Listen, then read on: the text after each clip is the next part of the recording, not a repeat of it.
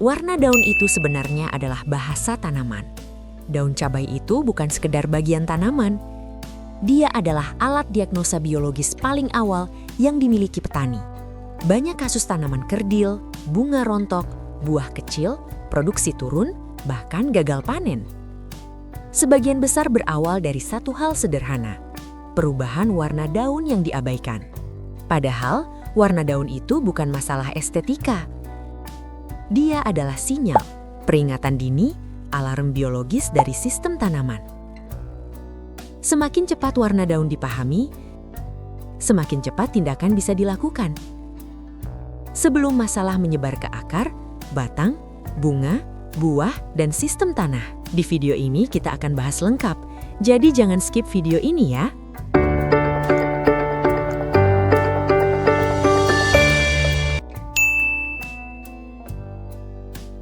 Masalahnya, banyak petani membaca daun hanya dari warna, tanpa membaca maknanya. Ada yang melihat daun kuning langsung tambah pupuk. Ada yang melihat daun pucat langsung semprot nutrisi. Ada yang melihat daun belang langsung dikira hama. Ada yang melihat tanaman kerdil langsung ganti varietas.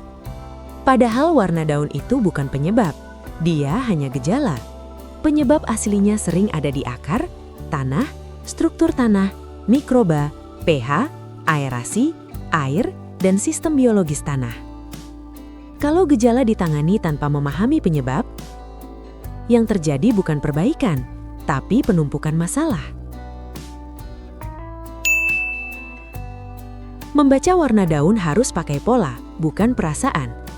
Ada 4 prinsip utama. Pertama, posisi daun. Apakah daun tua atau daun muda? Kedua, pola warna. Misalnya merata, belang, bercak, garis, pinggir, atau tulang daun. Ketiga, arah perubahan, seperti dari bawah ke atas, dari ujung, dari tepi, atau dari tulang. Keempat, kecepatan perubahan. Apakah cepat atau bertahap? Karena setiap gangguan biologis punya pola visual yang khas. Jenis pertama, hijau cerah dan lentur. Kalau daun hijau cerah, segar, lentur, dan elastis saat disentuh, itu tanda tanaman dalam kondisi seimbang secara fisiologis.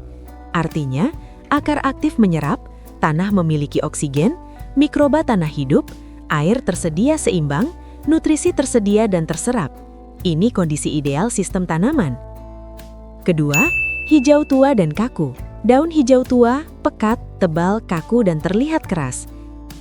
Itu tanda klasik kelebihan nitrogen. Dampaknya, energi tanaman fokus ke daun dan batang. Bunga lemah, buah rontok, jaringan lunak, tanaman mudah rebah, rentan penyakit. Terlihat subur, tapi secara produksi justru rapuh. Ketiga, pucat atau belang. Daun pucat atau belang sering disalahartikan sebagai kurang pupuk. Padahal seringkali bukan kekurangan nutrisi, tapi nutrisi tidak terserap. Penyebab utama biasanya akar rusak, pH tanah tidak sesuai, tanah padat, tanah becek, mikroba tanah mati, struktur tanah rusak. Pupuk ada, tapi sistem serapan rusak. Keempat, kuning dari bawah, bentuk daun normal. Kalau daun mulai kuning dari bagian bawah, dan cirinya daun tidak keriting, daun tidak mengecil, bentuknya juga tetap normal, itu tanda sistem akar terganggu. Biasanya karena akar busuk, tanah becek, aerasi buruk, oksigen tanah yang rendah, atau aktivitas mikroba yang terganggu. Masalah utamanya memang ada di bawah tanah.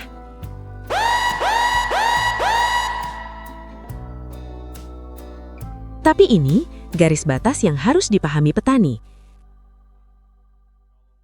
Kalau kuning disertai dengan daun keriting, daun mengecil, tanaman jadi kerdil, pertumbuhan juga abnormal, atau bentuk daun berubah. Nah, itu bukan masalah nutrisi, itu sudah mengarah ke virus. Penanganannya bukan pemupukan, bukan juga perbaikan tanah, tapi manajemen penyakit dan vektor. Hijau normal itu tandanya tanaman seimbang. Kalau hijau terlalu tua, biasanya kebanyakan nitrogen. Kalau pucat atau belang, itu masalah penyerapan atau unsur hara. Kuning berarti tanaman lagi bermasalah. Dan kalau kuning, keriting plus kerdil itu virus, bukan soal pupuk ya.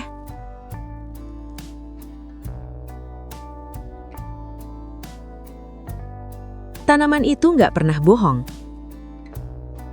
Yang sering salah biasanya cara manusia membacanya. Daun itu nggak minta pupuk, tapi daun menyampaikan pesan. Petani yang cerdas bukan yang paling banyak pupuk, tapi yang paling paham membaca bahasa tanaman. Karena yang menyelamatkan panen bukan jumlah input, tapi ketepatan pemahaman. Silahkan tulis di komentar ya. Kondisi daun cabaimu di lahan hijau cerah, hijau tua, pucat, belang, atau kuning. Sertakan juga kondisi tanahnya, becek, kering, keras, atau gembur. Jangan lupa like, subscribe, dan nyalakan lonceng notifikasinya ya.